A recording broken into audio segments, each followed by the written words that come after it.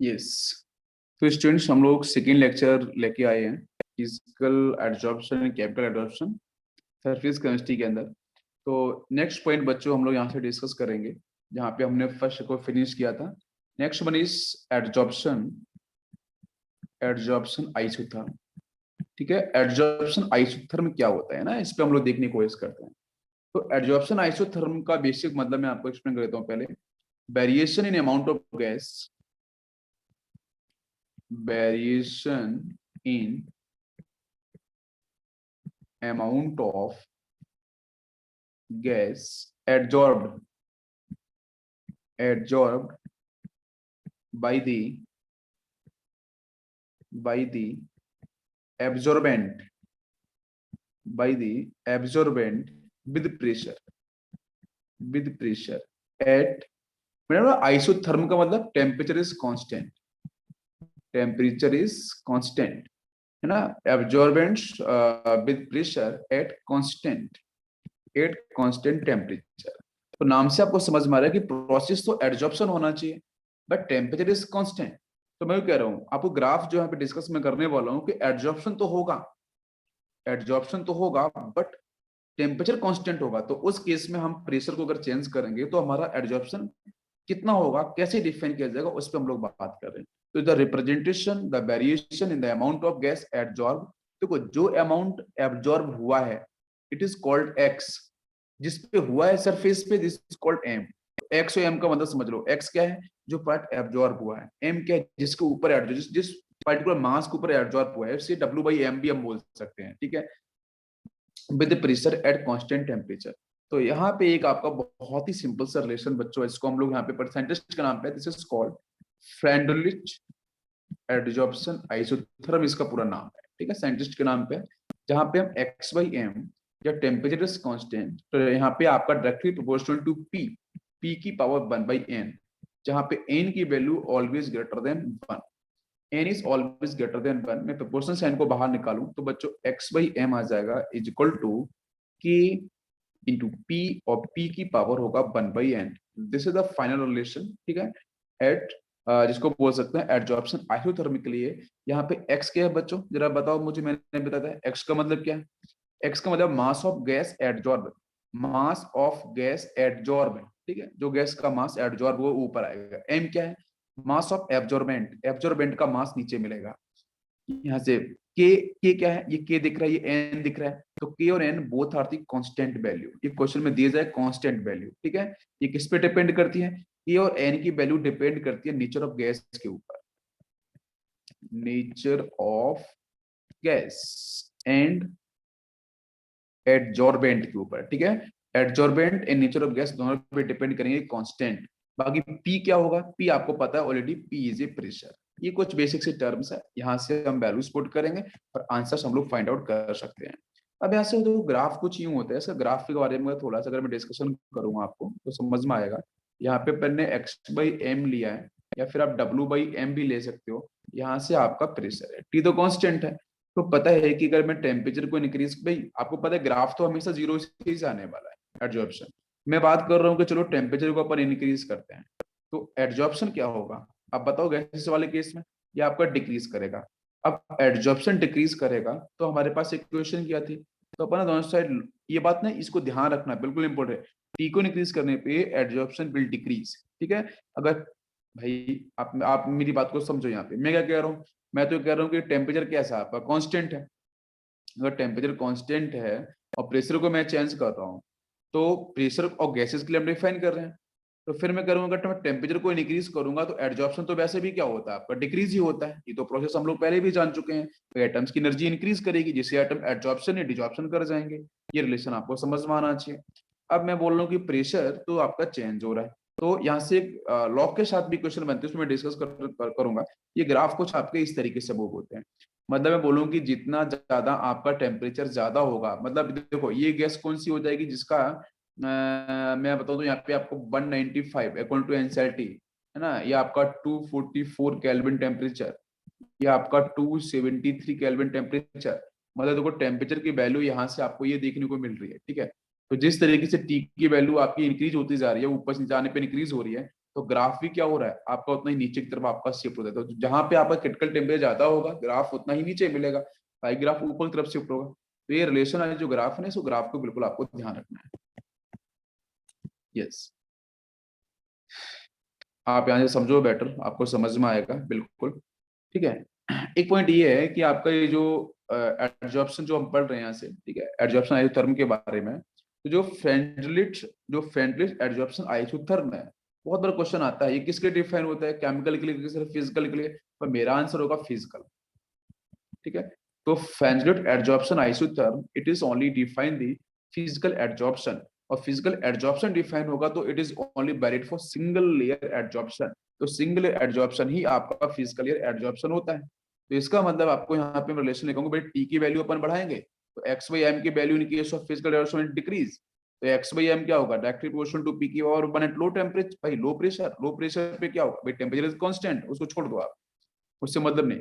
मैं बोल रहा हूँ कि भाई लो प्रेशर पे क्या होगा रिलेशन, ये आएगा निकल के। मैं मॉडरेट प्रेशर लेके आऊंगा तो आपका ये निकल के आता है एक्स बाई एम पी उसकी पावर वन बाई एन। और हाई प्रेशर की बात करेंगे तो आपका प्रेशर पे इंडिपेंडेंट हो जाएगा। ठीक है, तो एक्स बाई एम क्या होता है, डायरेक्टली प्रोपोर्शनल, मैं रिपीट कर रहा हूँ, लो प्रेशर पे हमेशा रिलेशन क्या होगा, x by m directly proportional to p की power one at low pressure.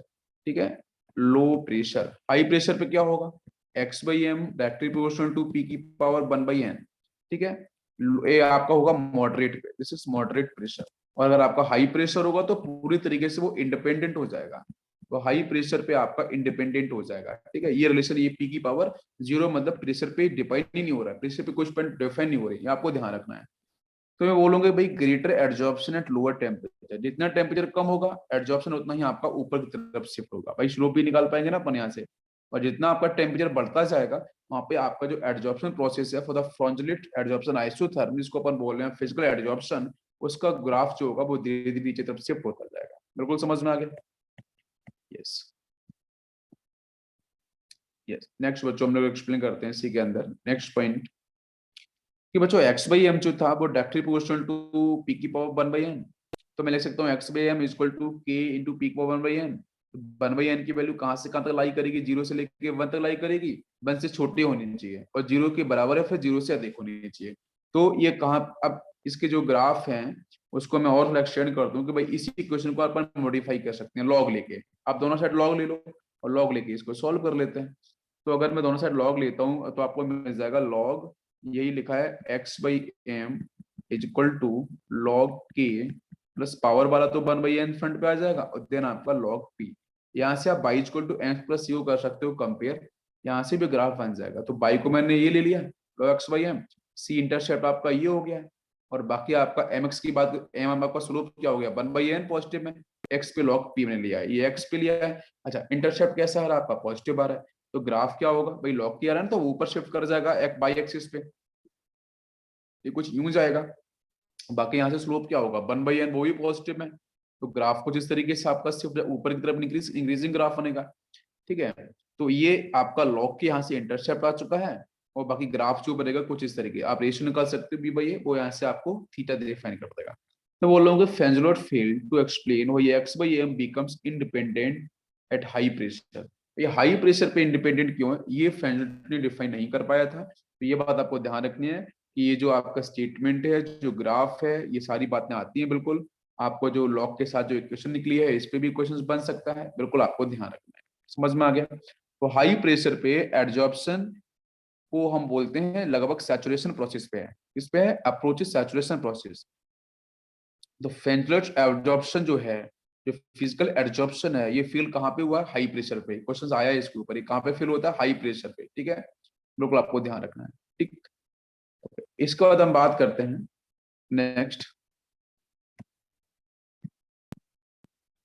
Yes, अब इसके अंदर जो फेंडल एडजॉर्प्शन हुआ है, इसके अंदर कुछ आपके स्टेटमेंट्स हैं, कुछ एडजॉर्प्शन है। ठीक है, उसको हम थोड़ा समझने की कोशिश करते हैं। तो पहले इसको हम नेक्स्ट हम लोग बेटा पढ़ लेते हैं यहाँ पे, लैगमुइर एडजॉर्प्शन आइसोथर्म। नेक्स्ट है लैगमुइर एडजॉर्प्शन आइसोथर्म। ये कुछ एजम्पशन से बेस्ड है। पहला है every adsorption site is equivalent. Second है ability of a particle to bind on the site is independent of whether or not nearby sites are occupied. Adsorption is one layer thick and it is uniform all over the adsorb. बाकी आपका ये important नहीं है, लेकिन फिर भी आपको यहाँ पे इनके जो एजम्पशंस हैं, इन साइंटिस्ट के जो एजम्पशन थे आपके इस एडजॉर्प्शन प्रोसेस को लेके, वो कुछ इस तरीके से थे, है ना। तो इसको भी थोड़ा सा हमें समझना है, ठीक है। इनके कौन कौन से आपके पॉइंट्स। तो adsorption consist of to opposing forces, ठीक है, जिसमें आपको पहला कौन सा मिलता है, एडजॉर्प्शन। सेकंड मिलता है आपका डिजॉर्प्शन। एडजॉर्प्शन मान लो कंडेंसेशन की तरह है, डिजॉर्प्शन मान लो इवेपोरेशन की तरह है, ठीक है। जैसे यहाँ पे देखो ये एब्जॉर्बेंट है, ऊपर से पार्टिकल्स आ रहे हैं, यहाँ पे आपके एडजॉर्प्शन हो रहे हैं और आपका डिजॉर्प्शन भी हो रहा है, दोनों प्रोसेस चल रहे हैं। तो यहाँ पे ना रिलेशन ध्यान रखना कि यहाँ पे जो आता है x by m is equal to Langmuir का, ठीक है, x by m is equal to a into p divide by one plus b into p, ठीक है। यहाँ से लो प्रेशर की बात करेंगे तो one plus BP equal to one हो जाता है लगभग, और हाई प्रेशर की बात करेंगे तो one plus BP equal to approximate BP हो जाता है, ठीक है, लो और हाई प्रेशर पे।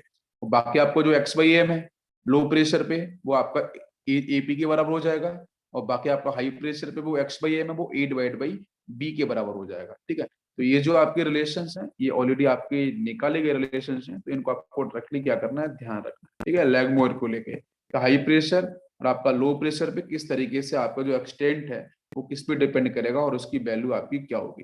बट एट इक्विलिब्रियम क्या होगा, rate of adsorption always rate of desorption होता है, तो rate of adsorption depend upon pressure of gas, ठीक है। तो इस यहाँ पे कौन से पॉइंट पे डिपेंड करेगी, प्रेशर ऑफ गैस पे आपकी डिपेंड करेगी। यस, नेक्स्ट पॉइंट की तरफ हम लोग चलते हैं।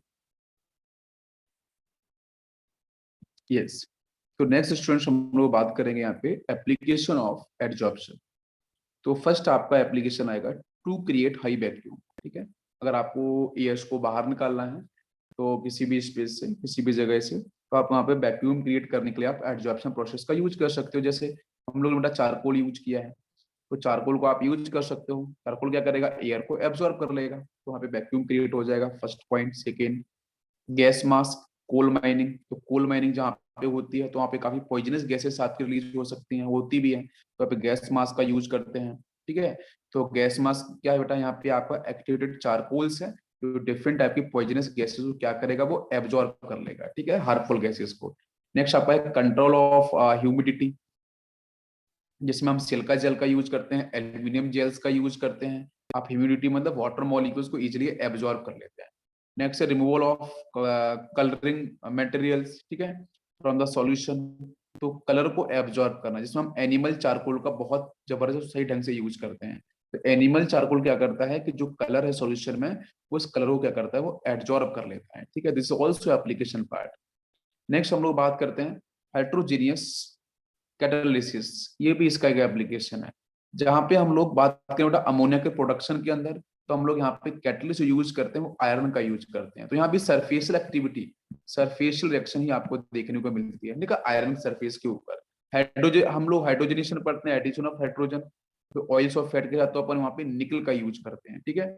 नेक्स्ट आपका है application separation of inert gas. Inert gas को बाहर निकालना है तो आप चारकोल का यूज कर लो, चारकोल बाकी जो भी इलेक्ट्रिक गैस रिएक्शन कर जाएगा, सबको एब्जॉर्ब कर लेगा, सिर्फ आपको क्या मिलेगा, इनर्ट गैसेस आपको देखने को मिल जाएंगे, वो नॉन रिएक्टिव होती हैं। नेक्स्ट आपका फोर्थ फ्लोटेशन प्रोसेस, हम लोग इसको स्टडी करते हैं एक्सट्रैक्शन ऑफ मेटल्स में, ठीक है, मेटलर्जी के अंदर। तो फोर्थ फ्लोटेशन प्रोसेस के अंदर हम लोग एब्जॉर्प्शन ऑफ सल्फाइड्स, जो सल्फाइड्स और होती हैं, तो सल्फाइड्स और का हम एब्जॉर्प्शन करते हैं किसका यूज करके, पाइन ऑयल का या फिर फैटी एसिड्स का यूज करके। नेक्स्ट है एब्जॉर्प्शन इंडिकेटर्स का यूज करते हैं, surface of certain PPT like AgCl can absorb some dyes and they produce a color to a end point। तो एंड पॉइंट का मतलब ये है कि पूरी तरीके से एब्जॉर्ब करने के बाद एक पर्टिकुलर कलर जनरेट करेगा, तो एंड पॉइंट पे तो हम पता कर सकते हैं कि AgCl जो है वो डिफरेंट कलर के जो डाइज है उनको एब्जॉर्ब कंप्लीटली कर चुका है। नेक्स्ट है आपकी केमेटोग्राफी, जिसमें हम Al2O3 का अच्छे से यूज करते हैं। तो chromatography is also a technique, जहाँ पे हम लोग Al2O3 मतलब बेसिकली सारे के सारे प्रोसेस आपके एडजॉर्प्शन प्रोसेस ही हैं, ठीक है, जहाँ पे हमें डिफरेंट तरीके से देखने को मिलता है। नेक्स्ट हम बात करते हैं बेटा यहाँ पे कैटालिसिस के बारे में, exactly what is the mean of catalysis, ठीक है, लेट्स सी। तो कैटालिसिस में हम जो बात करते हैं, ठीक है, कि भाई सबसे पहले स्टडी कैटालिसिस के बारे में बर्जलियस ने स्टडी की थी। रिएक्शन के बारे में देख लो कि भाई यहाँ से KLO3 है, मैंने यहाँ से MnO2 as a catalyst use कर दिया है, तो यहाँ से ये कन्वर्ट हो जाता है KClO के अंदर, O2 गैस को रिलीज कर देता है, ठीक है। अच्छा, दूसरा अपन बात करते हैं कि यहाँ से सब्सटेंस कुछ एक्सेलरेट, ये MnO2 क्यों काम कर रहा है, तो substance which accelerate the rate of chemical reaction and themselves remains chemically inert. वो मतलब वो एक तरीके से वो चेंज नहीं होते हैं। MnO2 यहाँ पे चेंज नहीं होगा। MnO2 सिर्फ क्या करेगा, इस KClO3 को डिकम्पोज कराएगा, इसके रेट को इंक्रीज करेगा, ठीक है। तो MnO2 खुद रिएक्शन में पार्टिसिपेट करेगा, लेकिन अपनी जो केमिकल कंपोजिशन है उसको चेंज नहीं करने देगा। मेरी बात समझ में आ रही है? तो अपने क्वालिटेटिव जो अनचेंज रहेगा after the reaction is called catalysis. Catalyst उसको बोलते हैं, ठीक है, जिसमें दो पार्ट आते हैं, catalyst, promoters and poison. Promoters की बात करते हैं तो substance which enhance the activity of catalyst, इसमें एक्टिव एनर्जी की बात करते हैं, that will decrease in case of promoters.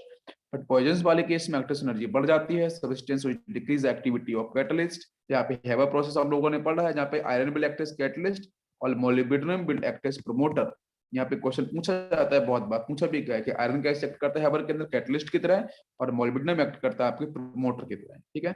इन दोनों बातों को आपको बिल्कुल सही ढंग से ध्यान रखना है। नेक्स्ट बच्चों, हम बात करते हैं यहाँ पे कैटालिसिस के अंदर होमोजीनियस एंड हाइड्रोजीनियस। हालांकि हम लोगों ने पहले भी पढ़ रखा है, लेकिन एक बार आपको मैं फिर से एक्सप्लेन कर देता हूँ, प्रीलिम के अंदर भी हम लोगों ने पढ़ा था। तो कैटालिसिस के अंदर एक तो होमोजीनियस है, सेकंड आपका हेट्रोजीनियस है। होमो का मतलब है कि जहाँ पे रिएक्टेंट और कैटलिस्ट कैसे हो, सेम फेज के हो। जैसे SO2 O2 गैस में है, रिएक्टेंट NOB गैस में है, तो दिस इज कॉल्ड होमोजीनियस, ठीक है। सेकंड आपकी बात करूं यहाँ पे हाइड्रोजीनियस में, तो आपके डिफरेंट होना चाहिए जो कैटलिस्ट और रिएक्टेंट है। ऐसे SO2 के साथ अपन ने प्लेटिनम का यूज कर दिया, platinum is solid, SO2 is gas, तो बना SO3, ठीक है, ऑक्सीडेशन हो गया। नेक्स्ट देखो यहाँ पे आपका यहाँ पे ईस्टर दे रखा है लिक्विड, यहाँ पे लिक्विड आपको वाटर मॉलिक्यूल्स है। हाइड्रोलिसिस तो मैंने HCl यूज किया है, तो यहाँ पे आपको रिएक्शन में क्या मिल गया भाई, आपको एसिडो एल्कोहल मिल गया, हाइड्रोलिसिस ऑफ ईस्टर देखने को मिल रहा है, ठीक है। तो कैटलिस्ट और रिएक्टेंट सेम फेज में है, और यहाँ पे क्या N2H2 गैस में है, बट आयरन कैसा है, सॉलिड में है, अमोनिया का फॉर्मेशन है, तो ये आपका हाइड्रोलिस आपको आपका हाइड्रोजीनियस केस हो जाएगा। नेक्स्ट अपन बात करते हैं ओसवाल्ड प्रोसेस के बारे में। तो ओसवाल्ड प्रोसेस भी इसका एक अच्छा एग्जांपल है, उसको आप समझ लो। ओसवाल्ड प्रोसेस हम लोग क्या करते हैं बेटा बताओ। ओसवाल्ड प्रोसेस के अंदर हम लोगों ने अमोनिया वगैरह का फॉर्मेशन किया था ना, सॉरी नाइट्रिक एसिड का फॉर्मेशन किया था ना हम लोगों ने, ठीक है, आपके अमोनिया का ऑक्सीडेशन करा के। तो अमोनिया का ऑक्सीडेशन मतलब both are in gas, atom क्या होगा, सॉलिड होगा, तो this is case of heterogeneous catalysis. But यहाँ पे मैं बोल रहा हूँ कि भाई हाइड्रोलिसिस ऑफ कैन शुगर, ये कैन शुगर है, देन आपका वाटर मॉलिक्यूल्स यहाँ पे ये लिक्विड में है, सब लिक्विड फेज में ऑल आर, तो ग्लूकोज बनेगा, एक फ्रक्टोज बन जाएगा, ठीक है, ये भी एक्वस फेज में। बट मैं बोल रहा हूँ hydrogenation of vegetable oils, addition of hydrogen nickel, तो वेजिटेबल घी बन जाएगा, ये आपका सॉलिड होता है, तो ये आपका हेट्रोजीनियस का केस हो गया, ठीक है। तो अगर यहाँ से क्वेश्चन आता है तो बिल्कुल आप यहाँ से टिक कर सकते हैं, बिल्कुल आसान पॉइंट था। नेक्स्ट बच्चों हम लोग बात करेंगे यहाँ पे adsorption theory of homogeneous catalysis. ध्यान देते हैं, ये बेसिकली 4 पॉइंट्स और 4 स्टेप्स पे डिपेंड करती है, 5 स्टेप्स पे डिपेंड करती है। इसमें 5 स्टेप्स कौन कौन सी हैं adsorption theory of heterogeneous catalysis को लेके। फर्स्ट आता है डिफ्यूजन, डिफ्यूजन ध्यान रखना है। सेकंड इज एडजॉर्प्शन, डिफ्यूजन क्या है, diffusion of a reactant to the surface of catalyst. Second क्या है, adsorption of a reactant on the surface of catalyst. तीसरा क्या है, occurrence of chemical reactions on the catalyst surface through formation of intermediate. फिर fourth आती है desorption start, desorption of PPTs जो आपके प्रोडक्ट फॉर्म हो गए from the catalyst surface. Last होगा diffusion, diffusion of products away from the catalyst surface. तो जो कैटलिस्ट का यूज किया जा रहा है वो कैटलिस्ट रोल क्या क्या प्ले कर रहा है उसके बारे में बताया गया। तो सबसे पहला काम क्या करेगा वो आप ध्यान दो, डिफ्यूजन, किसका डिफ्यूजन, रिएक्टेंट्स का, और सरफेस के कैटलिस्ट के साथ।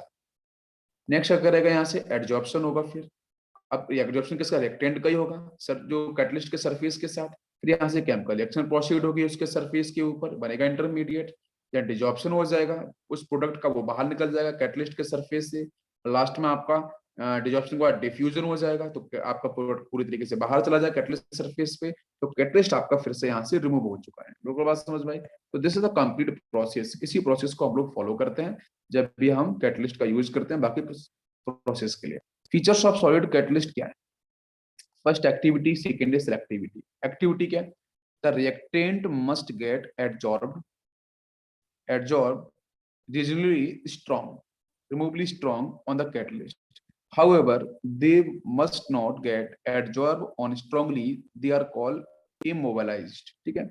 Selectivity में क्या होता है, the ability of a catalyst to direct to direct reactions to yield a particular product selectively.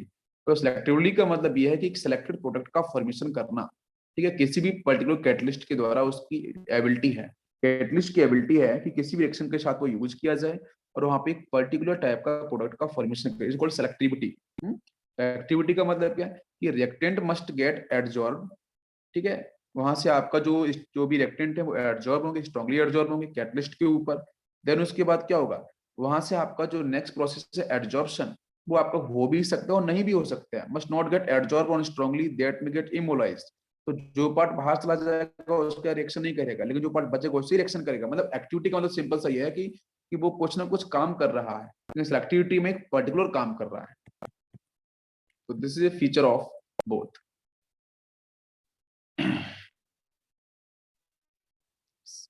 Next बच्चों हम बात करते हैं, यहाँ पे ध्यान देते हैं, देखो डिफरेंट टाइप के कैटलिस्ट, जैसे निकल अपन ने यूज किया है यहाँ पे, जिसने methane plus water molecule formation किया है, तो टू डिफरेंट प्रोडक्ट का फॉर्मेशन। तो यहाँ पे निकल भी लेक्ट है, निकल बच्चों कैसे करेगा, अपने एक्टिविटी को डिफाइन करेगा। बट यहाँ पे देखो ये बिल्कुल एक्टिविटी के लिए, बिकॉज ये एक इंडिविजुअल प्रोडक्ट बना रहे हैं, है ना। यहाँ पे कॉपर इन दोनों को मिक्स करेगा इन दोनों के साथ, तो यहाँ से इसने बनाया मैथनॉल, यहाँ से एल्डिहाइड बनाया। फिर ऊपर वाले केस में बने हैं दो प्रोडक्ट, तो वो रिप्रेजेंट कर रहा है आपकी एक्टिविटी को, नीचे वाला क्या कर रहा है, सेलेक्टिविटी को रिप्रेजेंट कर रहा है, ये डिफरेंस है। नेक्स्ट बात करते हैं shape selective catalyst by zeolites, ठीक है। तो जियोलाइट्स हम लोगों ने पढ़ा हाइड्रोजन चैप्टर के अंदर, देखते हैं इसके बारे में एक बार, इंपॉर्टेंट की पॉइंट्स क्या है। तो safe selective catalyst of zeolites क्या है, the catalytic reactions that depends upon the pure structure of catalyst in size of reactants and product. तो जियोलाइट्स के बारे में, जियोलाइट्स कैसा है, हनीकॉम्ब स्ट्रक्चर्स होता है, macroporous aluminosilicates, three-dimensional networks of silicate on which some silicon are replaced by aluminium, giving SiOAl framework। ये bond देखने को मिलता है। Uses catalyst in petrochemical industries for cracking and isomerization। इसका बहुत पॉपुलर जो हमारे सिलेबस में पूछा जाता है बेटा, नीट जेईई मेंस में, आपका ZSM5, ठीक है। ये क्या करता है, कन्वर्ट करता है एल्कोहल को पेट्रोल के गैसोलीन पार्ट में, ठीक है, उसमें ये कन्वर्ट करता है। आपका सेफ सेलेक्टिव है, हम उसके लिए यूज करते हैं ZSM5, अगर आएगा तो हम बिल्कुल इसे यूज कर सकते हैं। कुछ और कैटलिस्ट के हैं, अब हम बात करें बेटा कुछ एंजाइम्स कैटलिस्ट के बारे में। तो एंजाइम्स की बात करें, एंजाइम इसके अंदर complex nitrogenous organic compounds produced by living plants और एनिमल्स, जैसे proteins molecules of high molecular weight. जैसे हम बात करते हैं इन्वर्जन ऑफ कैन शुगर के बारे में, आप यहाँ पे इन्वर्टेज यूज करते हैं, ठीक है, एंजाइम्स। देन रिएक्शन में ग्लूकोज और फ्रक्टोज का फॉर्मेशन।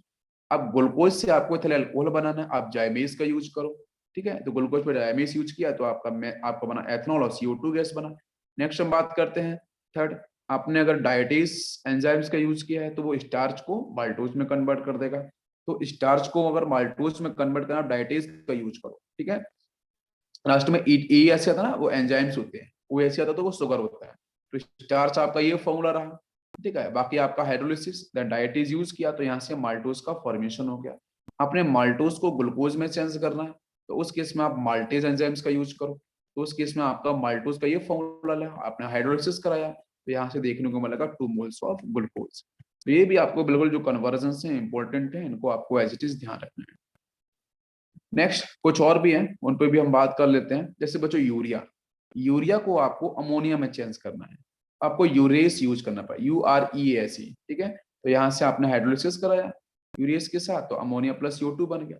आपने स्टोमक की बात करते हैं, तो स्टोमक के अंदर आप प्रोटीन्स को अगर पेप्टाइड्स में कन्वर्ट करते हैं तो आप उसमें ना पेप्सिन एंजाइम्स का यूज करो।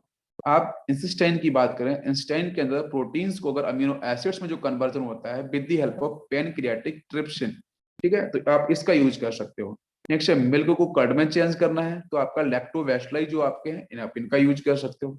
तो कैरेक्टरिस्टिक्स ऑफ एंजाइम कैटालिसिस क्या है, तो इंपॉर्टेंट थे वो मैंने एक्सप्लेन किया। देखो पहली चीज तो क्या है, ये आपके हाईली स्पेसिफिक होते हैं, हाईली एफिशिएंट होते हैं, ठीक है, और ऑप्टिमम टेम्परेचर को फॉलो करते हैं। हाईली एफिशिएंट का मतलब 1 मॉलिक्यूल्स ऑफ एंजाइम्स में transport 1 million reactants, that's why it highly efficient.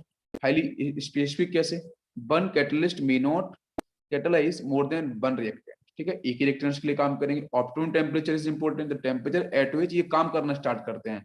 The rate of reaction is maximise. Temperature आपका ह्यूमन बॉडी का कितना, अराउंड आपका 290 से 310 केल्विन। इस पे आपके जो प्रॉपर जितने भी कैटलिस्ट हैं वो सही ढंग से आप पे क्या हो गए, वर्क करते हैं। क्लियर हो गया? यस। नेक्स्ट बच्चों हम बात करते हैं यहाँ से ऑप्टिमम पीएच के बारे में भी। The rate of reactions is maximum at particular pH 5 to 7। Human body की बात कर रहे हैं, 5 to 7 पे आपका प्रॉपर वर्क करेगा। नेक्स्ट आपका को एंजाइम्स हैं, उनके बारे में थोड़ा हम लोग देखने की बात करते हैं, ठीक है, कि एक्टिवेटर्स और को एंजाइम्स क्या होते हैं। तो ये एक्टिवेटर्स, यहाँ पे को एंजाइम्स। एक्टिवेटर्स मतलब जैसे मेटल आयंस, सोडियम है, मैग्नीज है, कोबाल्ट है, कॉपर के आयंस हैं, ये क्या करते हैं, bind to enzymes and increase the activity. जैसे एमाइलेस, ठीक है, becomes active in presence of sodium plus ion, ये एक्टिवेटर्स, ठीक है, ये एक्टिवेटर्स रहते हैं आपके मेटल आयंस, कैटाइंस। कोएंजाइम्स क्या है, स्मॉल नॉन प्रोटीन्स, ठीक है, ए स्मॉल नॉन लाइक विटामिन्स की बात करते हैं, small non proteins present along with enzymes, उनको बोलते हैं कोएंजाइम्स। नेक्स्ट क्या है, इनहिबिटर और आपके पॉइजन्स क्या है। तो इनहिबिटर्स के अंदर these chemical interact with the active functional group on the enzymes, ठीक है। यस, तो उनको अपन बोलेंगे यहां से इनहिबिटर्स एंड पॉइजन्स।